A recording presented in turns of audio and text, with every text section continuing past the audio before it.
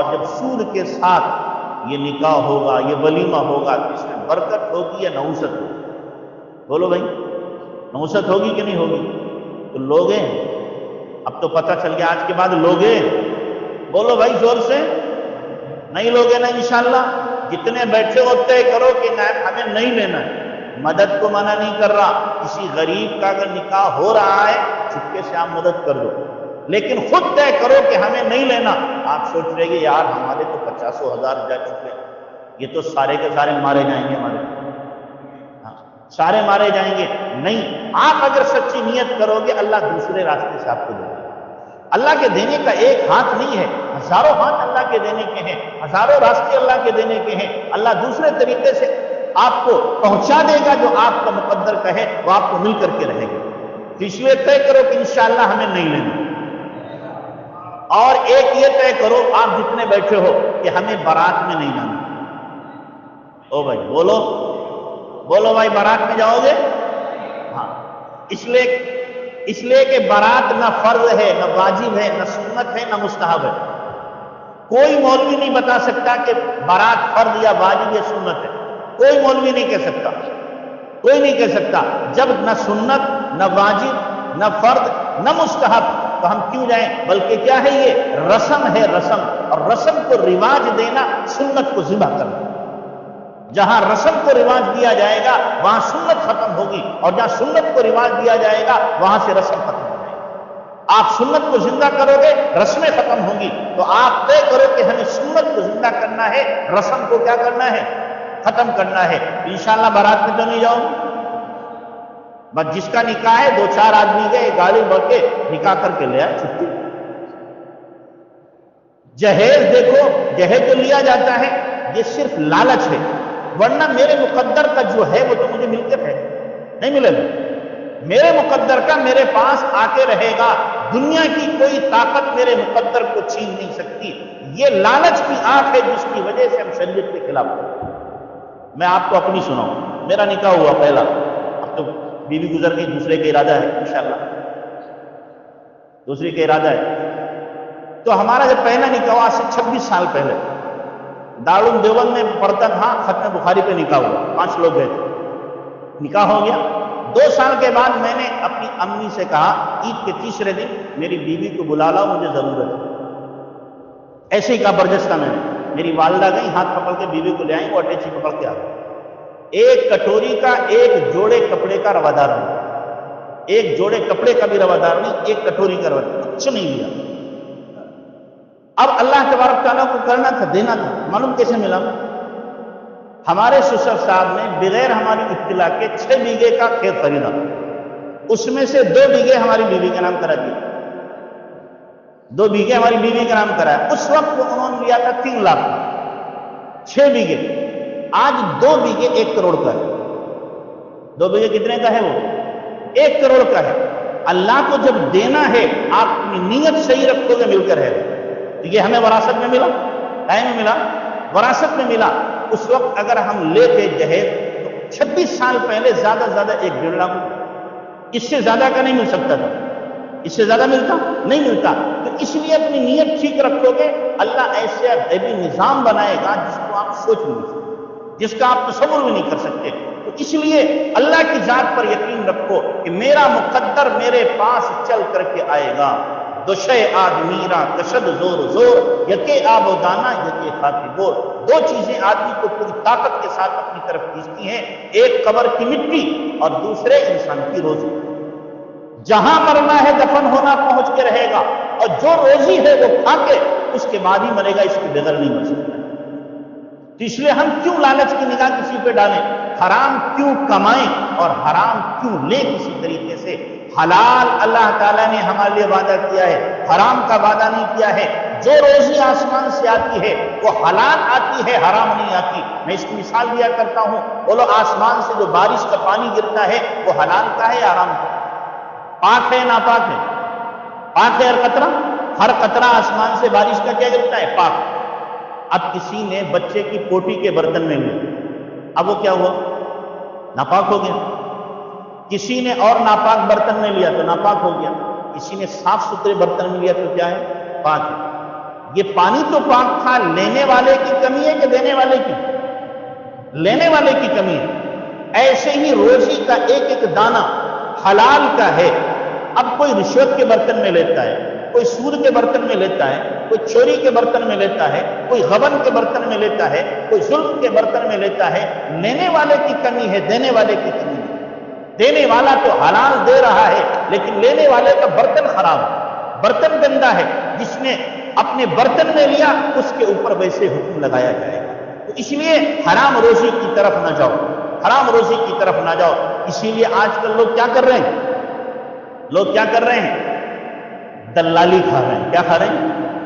حرام کی دلالی کھا رہے ہیں، مخبری کی کھا رہے ہیں۔ کیوں؟ ان کا یقین بگڑا ہوا ہے، وہ سوچتے ہیں مجھے اس راستے سے ملے گا، مجھے اس راستے سے ملے گا، حالانکہ ملنا اسے بھی حلال تھا، اپنے عمل سے اس نے کیا کیا ہے؟ حرام کیا ہے۔ حضرت علی رضی اللہ تعالیٰ عنہ ایک مرتبہ آ رہے تھے، ایک مرتبہ آئے، اونٹ پہ سوار تھے، نیچے اترے، ایک بندہ کھڑا ہوا تھا، حضرت علی نے اس کو اونٹ کی لگام پکڑا دی، گھر کے اندر گئے، جب باہر آئے تو دیکھا اس نے اونٹ کے اوپر جو پالان ہوتا ہے اسے اٹھا کے لے کے بھاگ گیا اور جا کر کے بازار میں بیچ دیا۔ بازار میں پہنچے تو دیکھا ایک دکان پہ ٹنگرا، بھائی کتنے کے بیچ کے گیا یہ؟ کہ جی 10 درہم کا ابھی بیچ کے گیا ہے۔ حضرت علی کہنے لگے میں نے طے کیا تھا گھر سے واپس آ کے اس کو 10 درہم دوں گا، گھر سے آ کے 10 درہم دوں گا، حلال کے میں دیتا، لیکن جلد بازی کی ہے، حرام کے لے کے کیسے لے کے گیا؟ حرام کے۔ تو اللہ نے حلال لکھا ہے، لیکن ہم اپنے عمل سے اس کو کیا کرتے ہیں؟ حرام کرتے ہیں۔ جو مخبری کرنے والے، دلالی کرنے والے ہیں، وہ یہ سمجھتے ہیں ہمیں اس راستے سے ملے۔ قوم کے سب سے بڑے غدار ہیں جو مخبر ہیں، سب سے بڑے غدار ہیں جو کیا کرنے والے ہیں؟ مخبری کرنے والے ہیں۔ یہ قوم مسلمانوں کی اسی لیے نہیں پنپتی کہ اس کے اندر مخبر بہت ہے، مخبر بہت ہے۔ آپ کو حیرت ہوگی، حضرت مولانا منظور نعمانی، حضرت مولانا علی میاں رحمۃ اللہ علیہ دو اور 2 لوگ اور تھے، حرم کے اندر بیٹھ کے مشورہ کیا، مطاف میں بیٹھ کے 4 لوگوں نے مشورہ کیا، 5واں کوئی وہاں موجود نہیں تھا، وہاں مشورہ کیا ہے۔ جب یہاں پر ایئرپورٹ پہ اترے ہیں تو یہاں پر CID موجود تھی، آپ نے بیٹھ کے کیا مشورہ کیا؟ آپ نے وہاں بیٹھ کے کیا مشورہ کیا؟ ان 4 میں سے ایک مخبر تھا، ان 4 میں سے کیا تھا؟ ایک مخبر تھا۔ آپ اندازہ لگاؤ، جو قوم اپنے رہنماؤں کے ساتھ یہ برتاؤ کرے تو وہ قوم کیسے پنپے؟ یہ حالات جو آ رہے ہیں اسے نہیں آ رہے ہیں، اپنے بھائی کی گردن کاٹنے پر تلے ہوئے ہیں، اپنے بھائی کو نیچا دکھانے پہ تلے ہوئے ہیں، مسلمان کو رسوا کرنے پہ تلے ہوئے ہیں۔ ہمیں تو چاہیے تھا ہم یکجٹ رہتے، محبت کے ساتھ رہتے، پیار کے ساتھ رہتے، غلطی اگر ہو گئی تھی محبت سے ہم سمجھا دیتے، پیار سے سمجھا دیتے، تنہائی میں سمجھا دیتے، بتلا دیتے۔ نہیں، ہمیں تو چونکہ رسوا کرنا ہے، ذلیل کرنا ہے، اس کا کاروبار اچھا چلنا ہے، لہذا ہمیں مخبری کر کے کیا کرنا ہے؟ کوئی ایسا اس پہ کانٹا لگا دینا ہے کہ بس اس کا دماغ بھی خراب ہو اور ساتھ ساتھ میں کچہری کے چکر لگاتا رہے، پھنس جائے اور اس کا کاروبار ڈاؤن ہو جائے۔ حسد کے شکار ایسے ہوئے کہ اپنا سینہ بھی جلایا اور دوسرے کو بھی کیا ہے؟ تباہی کے دہانے پہ کھڑا کیا۔ تو کیا مخبر پنپ سکتا ہے؟ دلال پنپ سکتا ہے؟ کوئی جو پولیس کی دلالی کر رہا ہو، مخبری کر رہا ہو، وہ پنپے گا؟ اس کی موت ذلت کی موت ہوتی ہے آدمی۔ یہی پولیس والے اسے داؤں پہ لگا دیتے ہیں، پولیس والے ہی داؤں پہ لگاتے ہیں، نہ معلوم کہاں پھنسا دے جا کر۔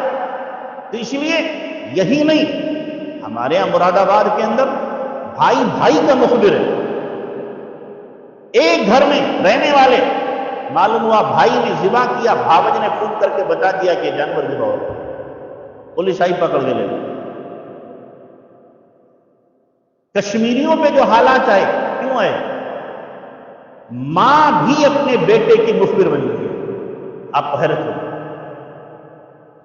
بیٹا باپ کا مخبر بنا ہوا ہے، گھر کے اندر کام کر رہے ہیں لیکن ہر ایک سہما ہوا ہے، نہ معلوم کون کس کی مخبری کر رہا ہے۔ جب حالات یہاں تک پہنچیں گے تو یہ قوم پنپ سکتی ہے، تباہ ہوگی، وہ برباد ہوگی یا آباد ہوگی؟ ہم نے خود اپنی بربادی کے اسباب مہیا کیے ہیں۔ میرے بھائیوں، دوسروں کو بعد میں کوسو، دوسروں کو بعد میں برا کہو، پہلے اپنے آپ کو برا کہو۔ ہم کفار کو، مشرکین کو، دشمنان اسلام کو بعد میں بددعائیں دیں، پہلے اپنے نفس کو ملامت کرو، اپنے ضمیر کو جھنجھوڑو کہ ہم نے کیا کیا ہے، ہم نے کس طریقے سے اپنی زندگی کو تباہ کیا ہے، برباد کیا ہے، اور کس طریقے سے ہم اپنے آپ کو لے کر کے چل رہے ہیں۔ ہم سوچتے بھی نہیں اس بارے میں، ہم کیا حرکتیں گھنونی کر رہے ہیں، کیسی زندگی گزار رہے ہیں۔ اسلام ہمیں یہی سبق دیتا ہے، اسلام ہمیں یہی درس دے رہا ہے جو زندگی میں گزار رہا ہوں۔ اس لیے میرے بھائیوں، ہمیں سوچنا پڑے گا، اپنے دلوں کو صاف رکھو، صاف آئینے کی طرح، کسی کے لیے بھی دل کے اندر کینہ مت رکھو۔ حضرت انس سے اللہ کے نبی صلی اللہ علیہ وسلم نے کیا فرمایا تھا؟ او بچے، اگر ہو سکے تو صبح اس حال میں کر کہ تیرے دل میں کسی کے بارے میں برائی نہ ہو، اور اگر تجھ سے ہو سکے تو شام اس حال میں کر کہ تیرے دل میں کسی کی برائی نہ ہو۔ پھر آپ نے فرمایا وَهَذَا مِن سُنَّتِي، اور یہ میری سنت ہے، میرا طریقہ ہے۔ وَمَنْ أَحَبَّ سُنَّتِي كَانَ مَعِي فِي الْجَنَّةِ، اور جو میری سنت سے محبت کرتا ہے وہ میرے ساتھ جنت میں ہوگا۔ ذرا اپنے دلوں کو تو جھانک کے دیکھو، اپنے سینوں کو جھانک کے دیکھو، گریبان میں ہم ذرا اپنا منہ ڈال کے دیکھیں کہ ہمارے دل کتنے صاف ہیں۔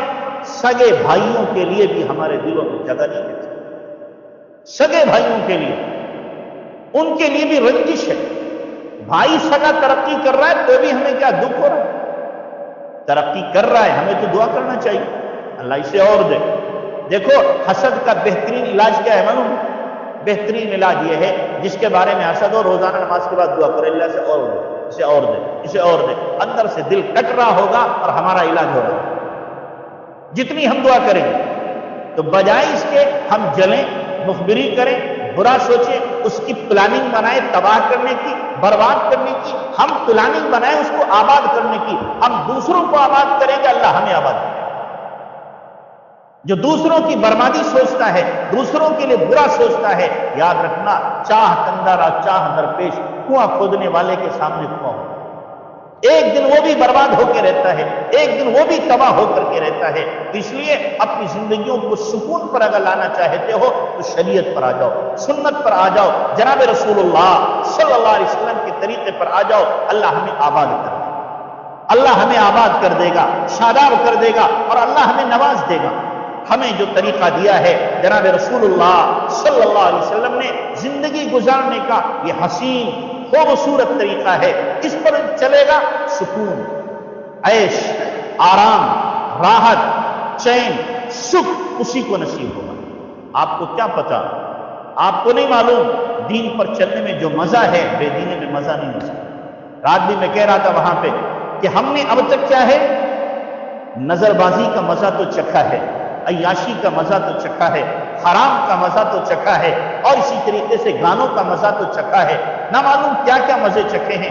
ادھر بھی ذرا آ کے دیکھو، نظر جھکانے کا مزہ تو چکھو، آپ سچ بولنے کا مزہ تو لے کر کے دیکھو، ذکر کا مزہ لے کر کے دیکھو، تلاوت کا مزہ لے کر کے دیکھو، خدا کے سامنے سجدہ کرنے میں جو لذت، جو سرور اور کیف ہوتا ہے اس کا مزہ لے کر کے دیکھو، خدا کے سامنے جو گلگلانے میں اور رونے اور مناجات کرنے میں جو لذت ہوتی ہے اس کا مزہ لے کر کے دیکھو۔ اس مزے کے سامنے ساری دنیا کے مزے ہیچ ہیں، بیکار ہیں، بے حیثیت ہیں، ان کی کوئی ویلو نہیں ہے۔ لیکن اللہ کرے وہ مزہ لگے تو صحیح ہمیں، وہ لذت لگے تو صحیح ہمیں، جو لذت اللہ تبارک تعالیٰ نے دین میں رکھی ہے، اپنی یاد میں رکھی ہے۔ قسم خدا پاک کی، دنیا کی کسی حسینہ کو آپ پہلو میں لے لو، مزہ نہیں آ سکتا۔ کسی باغ بہار میں چلے جاؤ، کسی گلستہ میں چلے جاؤ، اور آپ کے پاس میں کروڑوں کا بینک بیلنس ہو، اعلیٰ قسم کی گاڑیوں میں فراٹے مارتی ہوئی آپ سفر کر رہے ہو، روزانہ نیا ڈریس پہنتے ہو، اور بھانت بھانت کے نئے قسم کے کھانے کھا رہے ہو، ان میں وہ لذت نہیں ملے گی جو رات کی آہیں کرنے میں آپ کو لذت ملے گی، جو رات کے رونے میں آپ کو لذت ملے گی، جو سجدوں کے اندر آپ کو لذت ملے گی۔ لیکن کاش کہ ہم نے اس لذت کو سمجھا ہوتا، کاش کہ ہمارے دل کے اندر یہ لذت کبھی آئی ہوتی، اس کا تصور ہمیں ہوا ہوتا۔ آخر کوئی تو بات ہے کہ صحابہ پوری رات کھڑے ہوئے اللہ کے سامنے، امام ابو حنیفہ رحمۃ اللہ علیہ پوری رات کھڑے ہوئے ہیں مقام ابراہیم کے سامنے، 2 رکعت میں پورا قرآن پڑھ لیتے ہیں، اور پھر رات میں ہاتھ اٹھا کر کے صبح کو کہتے ہیں ما عبدناک حق عبادتک وما عرفناک حق معرفتک، اللہ تیری عبادت کا حق ادا نہ ہو سکا، میں تجھے پہچان نہیں سکا۔ یہ لذت بھی تو ہے، یہ لذت بھی تو ہے۔ جس طریقے سے یاد رکھنا، جب دل میں اللہ کی محبت ہوگی، جناب رسول اللہ صلی اللہ علیہ وسلم کی محبت ہوگی، جیسے پہلی رات کی بیوی کا انتظار شوہر کو ہوتا ہے، جس کے دل میں اللہ کی محبت ہوگی، رات کی تنہائی کا اسے کسی طریقے سے انتظار ہوگا کہ میں اپنے اللہ سے کہوں گا، اللہ سے اپنی مناجات رکھوں گا، اپنے دل کے گلے شکوے رکھوں گا، شکایتیں کروں گا، اور اپنے دل کا درد اور دکھ اپنے رب کو سناؤں گا۔ اس کو رات کی تنہائی کا انتظار ہوتا ہے۔ چور انتظار کرتا ہے تنہائی کا چوری کرنے کے لیے، ڈاکو ڈاکہ ڈالنے کے لیے، زناکار زنا کی اسکیم بنانے کے لیے، لیکن جو اللہ سے تعلق رکھنے والا ہے وہ بھی رات کا انتظار کرتا ہے، اس لیے کہ میں اپنے رب کے سامنے کچھ کروں، اپنے رب سے کہوں گا، تنہائی میں تمام اپنی رودات اور داستان اپنے رب کو سنا دوں گا۔ اللہ کرے یہ لذت بھی ہمیں ملے، اس کا بھی کوئی ذرہ ہمیں نصیب ہو جائے۔ ہمیں پتہ نہیں ہے، ہمیں پتہ نہیں ہے اس میں مزہ کیا ہے، ہمیں پتہ نہیں ہے اس میں لذت کیا ہے، ہمیں پتہ نہیں ہے اس میں سرور و کیف کیا ہے، اس میں مستی کیا ہے، ہمیں معلوم نہیں ہے۔ اگر معلوم ہوتی تو ہماری زندگیوں کا رخ کچھ اور ہی ہوتا، جو رخ ہے وہ رخ نہ ہوتا۔ اس لیے طے کرو کہ ہمیں اپنی زندگیاں سنت پہ لانا ہے، شریعت پر لانا ہے، اور اپنے آپ کو بنانا ہے۔ اور اس کے لیے میرے بھائیوں اپنی زندگی میں دین لائیں، اس کے لیے دین کی محنت ہے۔ اس کے لیے کیا ہے؟ دین کی محنت ہے۔ دین کی محنت کرو گے تب دین آئے گا۔ میں نے شروع میں کہا تھا جب دین آدمی سیکھتا ہے تو دین پہ چلنا کیا ہوتا ہے؟ آسان ہوتا ہے، اور دین اگر سیکھے گا نہیں تو دین پہ چلنا اس کے لیے آسان نہیں ہوگا۔ تو دین سیکھنے کے لیے اللہ نے مختلف راستے رکھے ہیں۔ مدرسوں کا راستہ بچوں کے لیے، مدرسوں کا راستہ بچوں کے لیے ہے، اور خانقاہوں کا راستہ تربیت کے لیے ہے، اور پھر اللہ تبارک و تعالیٰ نے دعوت و تبلیغ کا راستہ رکھا ہے، بوڑھوں کے لیے بھی، جوانوں کے لیے بھی، مردوں کے لیے بھی، عورتوں کے لیے بھی، شہریوں کے لیے بھی، دیہاتیوں کے لیے بھی، معذوروں کے لیے بھی، اور جو صحت مند ہیں ان کے لیے بھی، جاہلوں کے لیے بھی، پڑھے لکھے لوگوں کے لیے بھی، عرب کے لیے بھی، عجم کے لیے بھی، یورپ کے لیے بھی، ایشیا کے لیے بھی، سب کے لیے اللہ نے دعوت کا راستہ رکھا۔ اس کا راستہ رکھا، دعوت کا راستہ رکھا۔ اس راستے میں جو چاہے لگ جائے، ایسا عمومی راستہ ہے کہ کروڑوں کو ہدایت ملی، کروڑوں کو مل رہی ہے، اور کروڑوں کو انشاءاللہ آئندہ بھی کیا ہے؟ ملے گی، آئندہ بھی ملے گی۔ یہ راستہ سادہ اتنا ہے کہ بچا ہوا ہے، سادہ اتنا ہے بچا ہوا ہے، گہرا اتنا ہے کہ اچھے سمجھ نہیں رہے، گہرا اتنا ہے سمجھ نہیں رہے۔ اس لیے فرماتے ہیں اس راستے کی مثال دیمک کی ہے کہ دیمک کی مثال ہے۔ دیمک جب لگتی ہے کسی بھی درخت میں، بڑے سے بڑے درخت کو گرا دیتی ہے، لیکن شور کوئی نہیں ہوتا، ہنگامہ کوئی نہیں ہوتا، دھیرے دھیرے جب کھوکھلی ہو جاتی ہے۔ ایسے ہی دعوت ہے کہ دعوت جب چلتی ہے اصولوں کے ساتھ اور محنت کی جاتی ہے، شور کوئی نہیں، ہنگامہ کوئی نہیں، لیکن باطل کا بڑے سے بڑا شہپیر ڈھیر ہوتا ہے، گر جایا کرتا ہے۔ تو اس لیے ہمیں اپنے آپ کو اس میں لگانا ہے۔ اور دیکھو ایک بات میری یاد رکھنا، جو آدمی دین کا کام کرے گا، دین کی ابتدا اعلیٰ درجے کی عداوت ہے، دعوت کی ابتدا اعلیٰ درجے کی عداوت ہے، اور دعوت کی انتہا اعلیٰ درجے کی محبت ہے۔ دعوت کی انتہا اعلیٰ درجے کی محبت ہے۔ آپ تاریخ پڑھ لو، اللہ کے نبی صلی اللہ علیہ وسلم سے جب آپ نے دعوت دینا شروع کی، سارے دشمن ہو گئے، دوست کیا ہو گئے دشمن، اپنے پرائے رشتہ دار کیا ہو گئے، آنکھیں پھیر گئے سارے کے سارے۔ لیکن انتہا کیا ہے؟ یہ تو ابتدا تھی، انتہا کیا ہے؟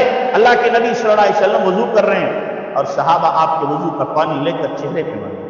آپ اپنا لعاب نکالتے ہیں، صحابہ ہاتھوں پہ لے کر ہونٹوں پہ اور آنکھوں پہ لگا لیتے ہیں۔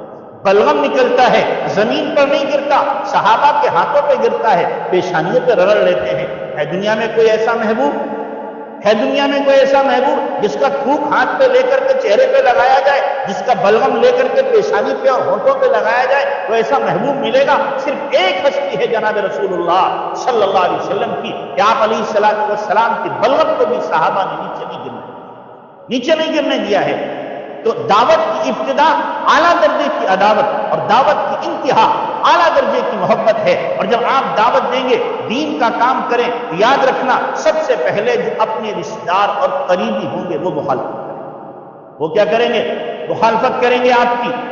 لیکن دھیرے دھیرے جب آپ کام کرتے رہیں گے اور دعوت دیتے رہیں گے، ایک دن وہ آئے گا مخالفت کرنے والے بھی آپ پر اپنی جانوں کو نچھاور کرنے والے۔